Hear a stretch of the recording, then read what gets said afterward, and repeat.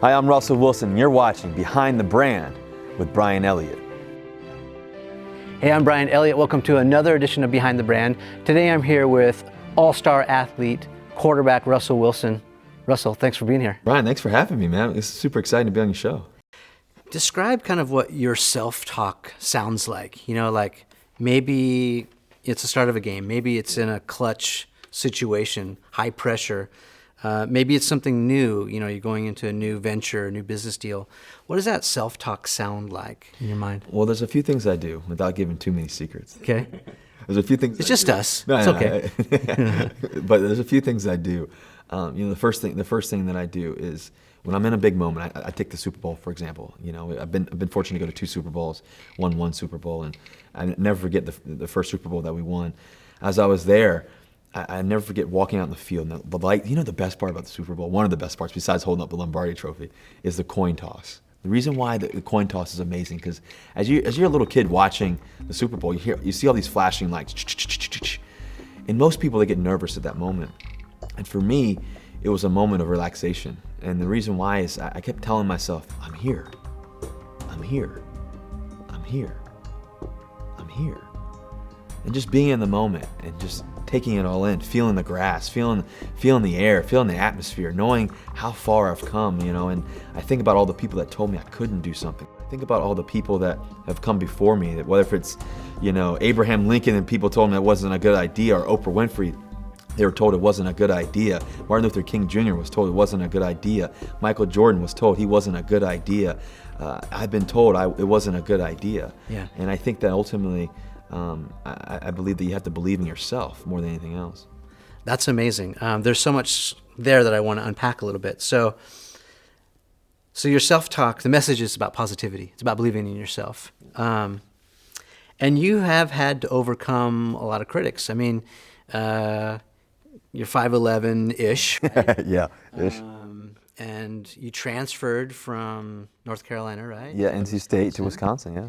And then you got your shot. Talk about your relationship with Coach Pete Carroll a little bit. I think any successful person, they have 1 or 2 people, or 3, maybe 4, that really believed in them throughout the process. And Coach Carroll's one of those guys. You know, he believes in everybody on our team, but I'm grateful that he gave me the opportunity. You know, I always said, when they first called me, and like I said, the 3rd round, 75th pick overall, it's Paul Allen, John Schneider, our GM, and Pete Carroll on the phone. And I told him, I said, you guys made the best decision of your life. I said, I won't let you down, and I'm going to make the 31 other teams regret it. And Coach Carroll was a guy who's kind of lived that same way. You know, he's always been a person that's always been encouraging, you know, always believes in his guys, always believes in the process, and always believes in competing at the highest level. And he's an innovator. He does it different. You know, I want to do it different. I don't want to do it like everybody else has always done it. You know, I want to do it better than it's ever been done, and I want to be the only one to ever do it. And that's kind of Coach Carroll's mentality as well. What do you think he saw in you, that young player, giving you your first start, your first shot? I think that, you know, when he told me I was going to be a starter, we're outside playing, he was shooting hoops, and he calls me outside, and he says, Russ, come outside. I want to see if you can take me out in a 3-point contest. I'm like, you know, and that's kind of just his nature. And so when I went outside and started talking to him, the first thing he told me was, you know, you're a baller.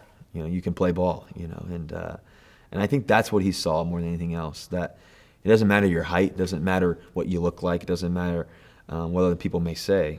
If you can play, you know, if you're smart enough, you're good enough, you're good enough. And you have to believe that, and you have to have other people around you that believe in that too as well. And I think my ultimate focus is, when it comes to football, is I want to make the other 10 guys in the huddle better. You know, and that's really my goal.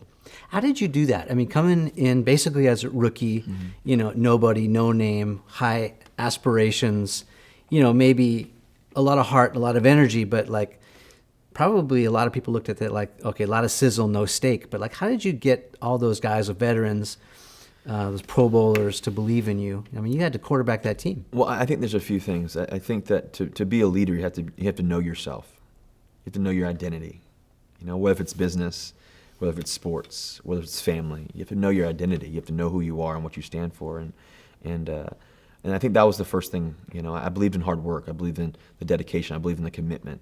Did you have any time where you doubted, like, can I live up to? For me, no. For me, I didn't, because I knew what I was putting into it. When you put something into it, you put all this preparation into it. It's like you believe in it. And I think that's where people go wrong. I think a lot of times people think that they can do it, but they're not willing to go there to do it. They're not willing to do the extra stuff to do it.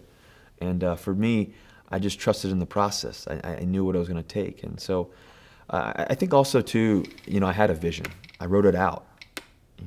I believe in writing out your goals. I think that when you write out your goals, you get to see it every day. You get to see, you get to think about it, you get to feel it, you get to sense it, you get to smell it, you get to know it.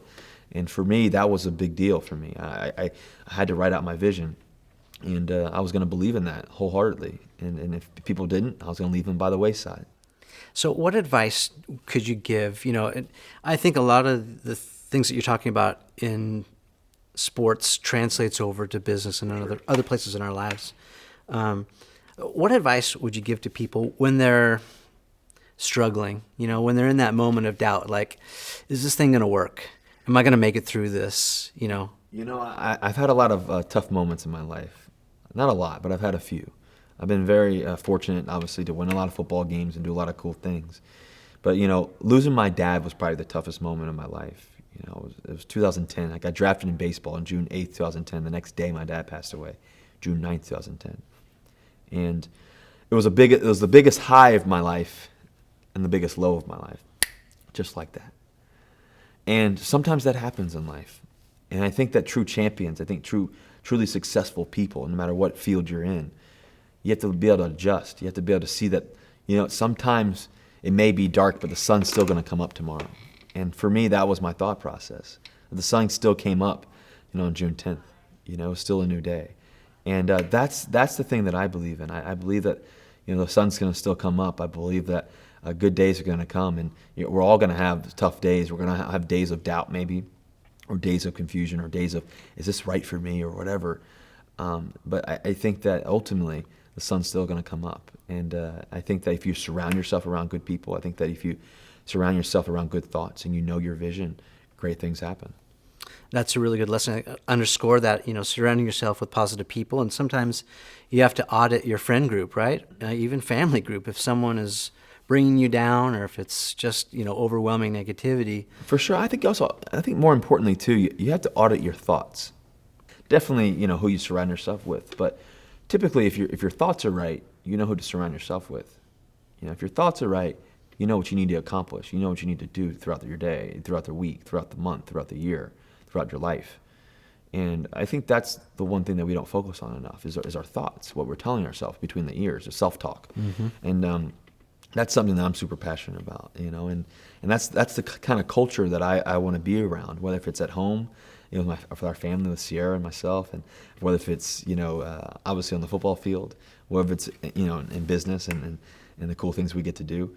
I want our culture to be electric. I want it to be, looking forward to the day, not looking forward to going home. I'm looking forward to what we have to do, looking forward to the opportunity that we have in front of us, looking forward to the future of doing something great, doing something that's never been done before. And that's where my passion is.